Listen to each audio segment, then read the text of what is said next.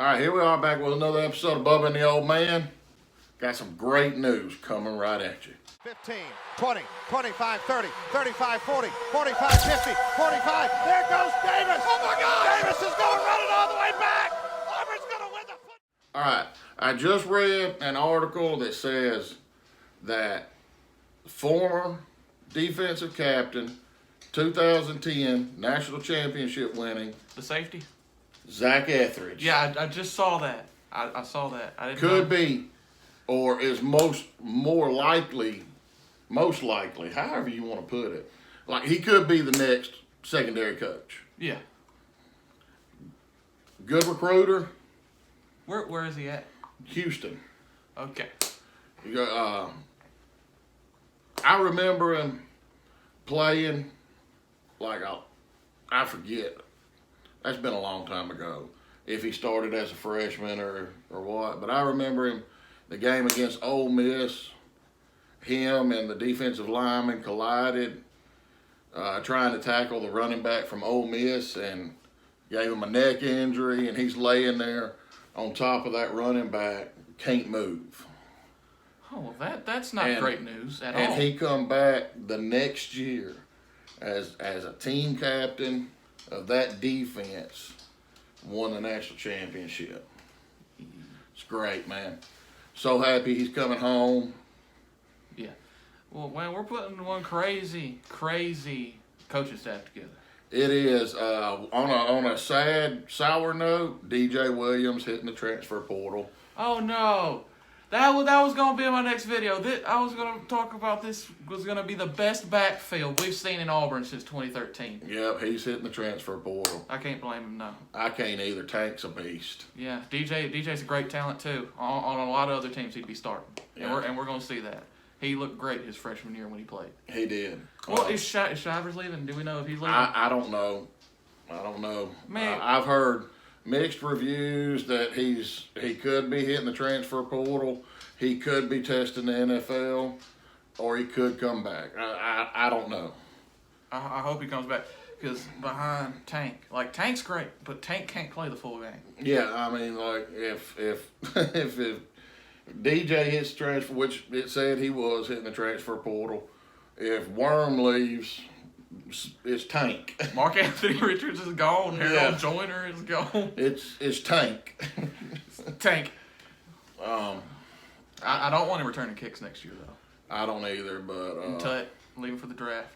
yeah, Tut's leaving. I hope McCreary comes back. I don't even think we have a halfback in our recruiting class. We don't. When Goodwin flipped and went to LSU, that was the only back we had. Yeah. But On a lighter note, I got faith that this staff is fixing to get us a few players to go with what we already got. And Bobo, I heard he's a very good recruiter. He recruited Sony Michel, Nick Chubb, Todd Gurley. not just running backs. Matthew Stafford. Yeah, Matt Stafford. He developed Matt Stafford very raw coming out of high school. Aaron Murray, one of the greatest Yeah. SEC quarterbacks ever. Didn't really work out in the league, but not a lot of guys do. Yeah. Hudson Mason was terrible, which is not good. But I mean, he recruits. I mean, he's lights out. Will Friend. O-line coach, great O-line Great. coach. I mean, he is great at developing talent. I think he's only had in his career 3 5-star recruits, but you don't have to have 5-star recruits. When you got a coach that is developing, 3 and 4-star recruits, and they're going to the league. Yeah. That's great. I mean, Muschamp proved 5 stars can't get you everywhere because he always recruited well, always top 20. Yeah. Who else have we brought in? Derek Mason. The best hire we made, I believe, of the assistant coaches so far. Yeah. Well, Just because of his track record as a defense. I don't know, man. It's kind of hard to beat the Zach Etheridge hire. I know. I'm just saying. If it all goes through, I mean, he could. There's still a possibility that he'll turn it down. I don't know, but I'm gonna stay positive, and I'm gonna say we're getting him. Yeah. But let's get to the coordinators and everything. Let's give a breakdown of that. Derek Mason, just a phenomenal defensive mind. Cut his teeth with, I think, defensive backs at the JUCO level and worked his way up. Maybe even started at the high school level. I'm not sure. I'm pretty sure he did. I don't know. But I know he started at like Northern Arizona or some crap like that. Yeah. And worked his way up to the pinnacle of his career, getting the defensive backs coach at the job at Stanford. Stanford. I think it's Stanford because I think Yeah, he went from the that Cardinal. to be coordinator. Yeah, the Cardinal. Then he went to defensive coordinator, and then he jumped and went to Vanderbilt. Carried them to 2 winning seasons, 2 bowl games, which is pretty damn good at Vanderbilt. Both, I believe, top I 15 mean, I defense. know a lot of people Top are 11. like, why couldn't he get better talent at Vanderbilt? Well, Who gonna get good talent at Vanderbilt? aside from James Franklin, Nothing. Nobody. I really don't know. I believe like their best season ever was like the 30s. So I don't know. I mean, but you got to look at too. You don't have a brand like the Auburn brand behind you when you're at Vanderbilt. Now, I believe you got academic requirements. You got to factor into every player. Yeah. I mean, it's a lot harder to recruit at Vanderbilt than it is anywhere else. In the SEC period. Yeah. Now I know it's hard to recruit at Stanford. Kind of be like recruiting at Rice. I don't even think Rice gives out athletic scholarships. Stanford, man, it's incredible what their coach has been doing. Oh man, that dude's a beast, man. He's been there a long time, and he just keeps piling up winning seasons. But at a place like Stanford, just like at Vanderbilt, it's hard to win championships when you have that academic restriction behind you. Yeah. But Derek Mason, really the only problem I have and the only thing I'm really worried about is I believe he runs a strictly 3-4 defense. And our defense, I don't care. believe. I know you don't care, but I'm just saying, looking at it from a schematic standpoint. He'll get the players in there, and I know, but Derek in a Hall, year or I two. believe he's a 4-3 end, and it's hard going from outside to inside. Byron Cowart showed that. That's really the only problem I have. Okay. He's a 4-3 end. Why can't he go from a 4-3 end to an outside linebacker? But Derek Mason also does tend to use his outside linebackers in coverage. A little bit. Well, That's the only problem, but I believe if Derek Hall buffs up a little bit, he'll be able to shift inside. Owen Papo at outside linebacker, honestly, he could play any position from outside linebacker to safety. Yeah. I mean, he's got good wheels. He was great at middle linebacker. Yeah. Zacoby McClain's coming back. Yeah, that's another great thing. Our linebacking core is crazy. Chandler Wooden. Colby Wooden's the D end. Chandler Wooden's the linebacker, correct? I believe Chandler Wooden's the linebacker. You can figure that out. Him, Excuse me. Him, McClain, Papo, and our other linebacker. That's a great 4 linebackers. Yeah. Our DBs are always good. And our D-line, our interior D-line's the only issue. Yeah, but we got 2 big. Jay Hardy was one of them. He's Yeah. like our best recruit. No, I'm talking about in this class coming in this year. We got. Jay Hardy? Yeah. Okay. If that's his name, okay. I just remember we got 2 coming in. Big time. Big guys. Could be 3-4, could be that middle clogger. Yeah. I believe Jay Hardy's a nose tackle. All right. A quick correction. Wasn't Jay Hardy. Jay Hardy's already on the team. My bad. It's Lee Hunter, And Marquise Robinson are the 2 D tackles coming in. Yeah. Sorry, y'all. He wants to go lay down with you. I'm leaving this in. Some great news. Yes, very Cadillac Williams is being retained. One of our best assistant coaches that was on from the old staff. good. I don't know if he was one of the best.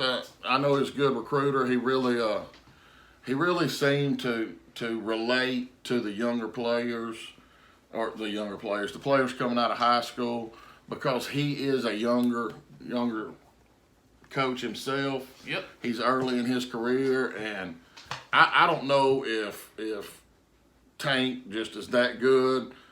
We're gonna say that Cadillac is helping mold him, and He's a beast. Yeah.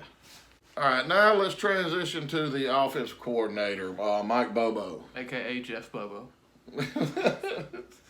You called him that so many times in that video. Jeff Bobo. I was tired. That dude was in the comments. He was so polite. He was like, I think it's Mike. My boy Casey. All right. I'm a lot more excited about the Mike Bobo hire than a lot of people, because I remember how good Georgia was with Mike Bobo as their offensive coordinator. They were always in contention to win the East. They were always winning 19 games a year, putting up points. I remember his recruiting, how he developed the Georgia quarterbacks. Except for Hudson Mason. God, that was a dumpster fire.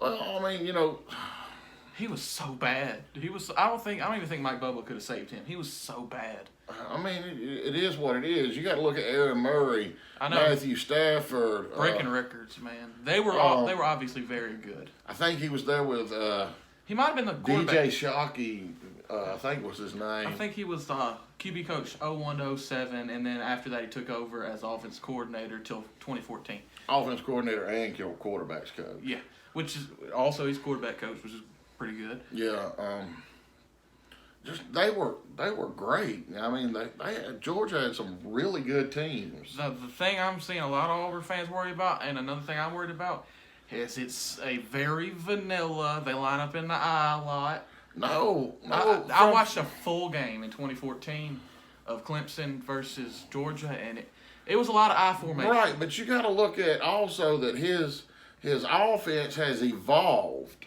I know. And I've read a lot of articles that are stating that Mike Bobo's offense has evolved, and he wants to go fast and spread the field. I know, and that's a good thing. That's a good thing. And the thing I like a lot about him is he's going to use Pegues. I think he's going to use him as the H-back, because they did use a lot of H-backs. Yeah. I do want that somewhat 90s thing where they do line up in the I a good amount. But I don't want that we come out first drive, I formation. Second drive, I formation. Yeah, I understand what you're saying. And another thing is these receivers at Auburn are going to have to learn a pro route tree. And I love it. I mean, Shedrick Jackson. I love it. I mean, when A.J. Green got to the NFL, I don't think there was a route that he couldn't run. Yeah. But Shedrick Jackson, I think he's going to have a breakout year next year. Him or Xavier, whatever his name is. Capers. Yeah. Xavier, he reminds me a lot of Sammy Coates. And I love that. But I think he's going to be more polished than Sammy Coates. Shedrick Jackson, he's been waiting. He's been here 3 years. I think he's going to be the number one guy. He might. I believe, recruit I was over the moon ecstatic about getting was Matthew Hill, and Gus never used him. He came in as a receiver. He transferred to USF, I think. Yeah, but he came in as a receiver. They moved him to corner. Why they moved him to corner, I don't know, because we've never had big depth at receiver. And then they moved him to linebacker, and he said, "Screw y'all, I'm leaving." Yeah, I don't blame him. Yeah, I don't blame him either. I'm happy for him. I hope he can revive his career, but I don't know. Gus might have freaking broke him. But this isn't a Gus video. No.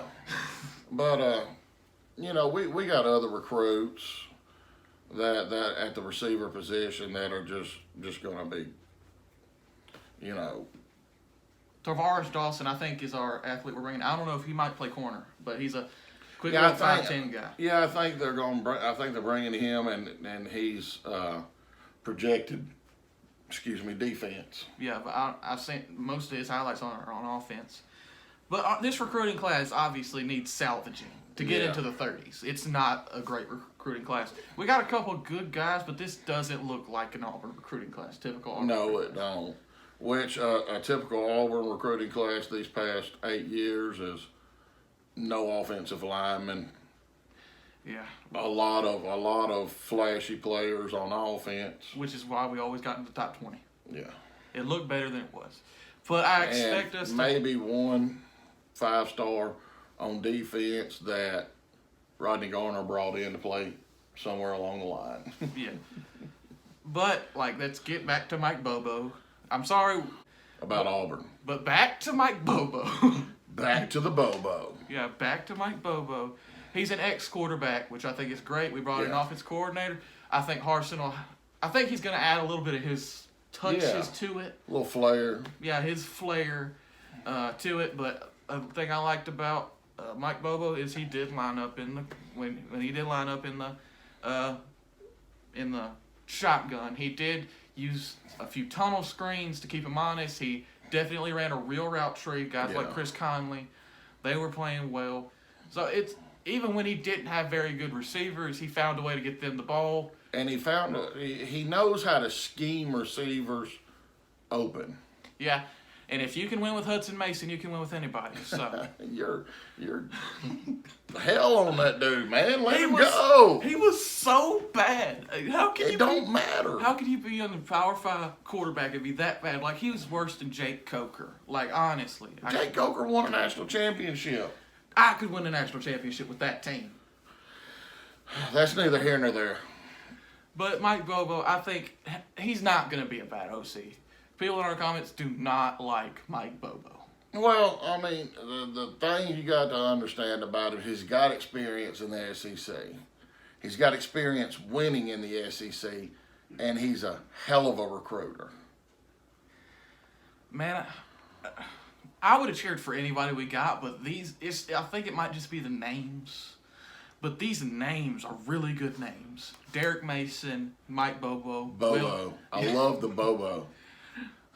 Will Friend, a great offensive line coach. Yeah. Cadillac, the safety. Oh my God, I can't believe Zach Etheridge. Zach Etheridge. Actually, that's the last name of my high school football coach, which is kind of cool. Yeah. But this is. I have the feeling of a miracle year, and I'm trying to contain it. But I might come on here one day and just let it all out, and just. That'll be without me. Yeah, that'll be without him. But I might just come on here because he can be a Debbie Downer and like try and talk me down. But I just have this little feeling that keeps gnawing at me that we're gonna make a run. Well, everybody said we got Gus 2.0. No, We got Gus 2.0. I don't know where they're getting that from. We're going to the national championship game. Yeah, at least the playoffs. Because that first year, man, they were electric. Yeah, and it was all special. And then it went down 2 years later. They're winning 6 games. Hey, I don't see that happening. Yeah. I don't see this coach allowing that to happen. But man, Gus, I ranted here, and I am not sorry. they're nothing alike. The only thing they did alike was they coached Arkansas State for 1 year. That's the only thing that's the same. They don't run the same offense. They don't recruit the same way. They don't coach the same way. What is the thing? After Harsin left Arkansas State, he did take a little bit of Gus's playbook and implement it into his own. But Gus's playbook, I watch Boise State, and then I'll watch Auburn. Nothing the same, except Boise will run a couple screens in RPS, which is a thing that Gus did do well. But you know what Gus didn't do? Anything else. But there's no resentment.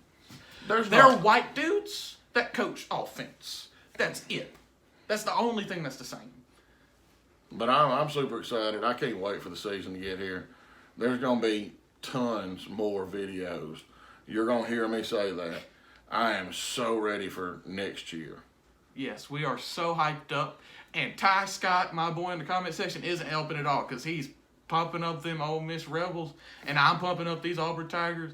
And, man, we talk in the comments, and, man, I get so happy. I'm so happy. I'm so happy. Oh, and shout out to the dude that said you missed me on the last video. Appreciate that, brother. Man, I missed being here. Man, I love our comment section. Please post more comments. That's the best part of my day. And we made it to 100. Yes. Road to Shout 200. out to everybody. On. Yes, I'm so happy. I'm so happy. We got 100 subscribers. Video. This is what we do standing around the house. Yeah. That's why we made the channel.